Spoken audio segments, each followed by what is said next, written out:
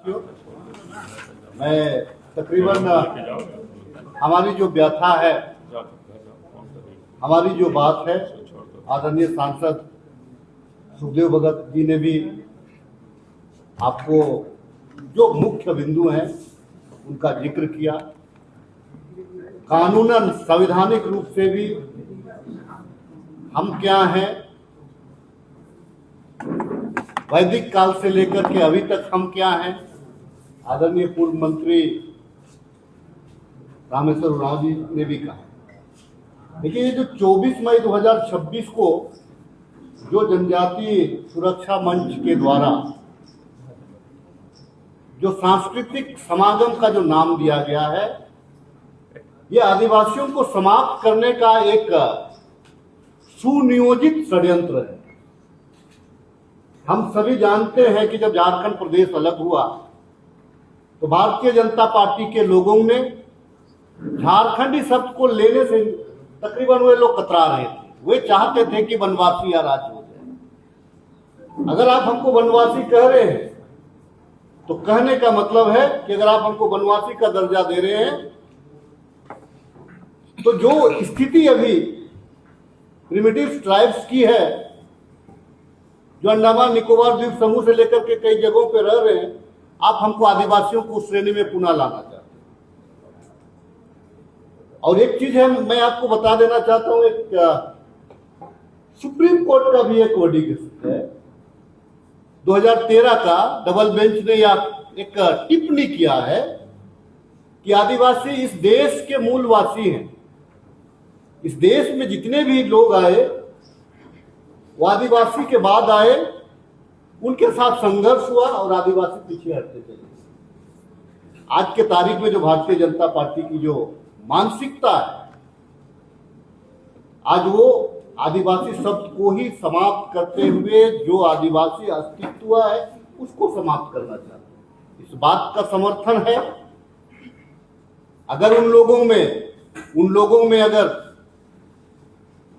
इतना ही क्षमता है तो आप जो हमारा जो वर्ण व्यवस्था है, क्योंकि आप वर्ण व्यवस्था की भी आपका जो समागम है उसका आप जिक्र कर रहे हैं, अगर आप में हिम्मत है तो आप आदिवासी को ब्राह्मण करके देख लीजिए। क्योंकि ब्राह्मण हमारी एक अपनी संस्कृति है, अपना हमारा पूजा उपासना है। हम अपना जो शरणा स्थल है हम दूसरे को एंट्री करने नहीं देते हैं। अगर आप में दम है तो आप उसको उस चीज को अनाउंस कर दीजिए। अगर क्योंकि हमारी व्यवस्था में क्षत्रियों की भी एक, जिसको हम महत्व के रूप में देखते हैं, सामाजिक के रूप में, आप हमको क्षत्रिय का रूप दे दीजिए। देखिए, एक चीज है, जंगल और जमीन और वहां के देवी देवता को मानने वाले समुदाय है आदिवासी। प्राकृतिक के साथ प्राकृतिक को मानने वाले हैं आदिवासी। आप कहां रखिएगा, रामेश्वर उरांव जी ने कहा, उस बात को मैं पुनः दोहराना चाहूंगा कि आप आदिवासियों को कहां रखिएगा, इस बात को आप।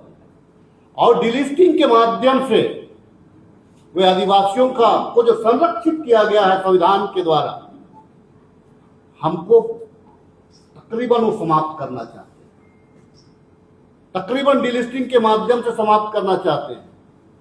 आज आप देखेंगे कि अभी उस बात के लिए हम लोग अलग से भी बैठेंगे।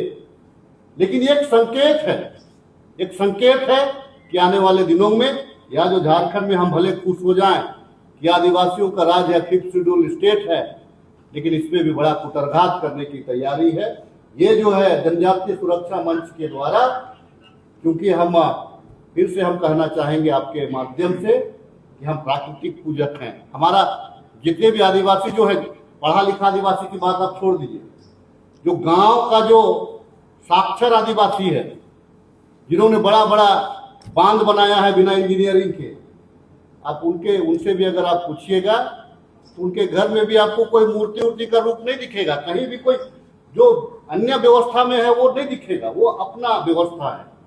तो हमको अगर आप वास्तव में, अगर भारतीय जनता पार्टी अगर आदिवासियों का सम्मान करना चाहती है तो हम जहां हैं, जिस हाल में हैं, जंगलों के साथ में, वन्य पशु के साथ में है, हमको यहाँ रहने दिया जाए। अब तो हमारे जो गोत्र है उसको भी आप समाप्त कर दे रहे हैं।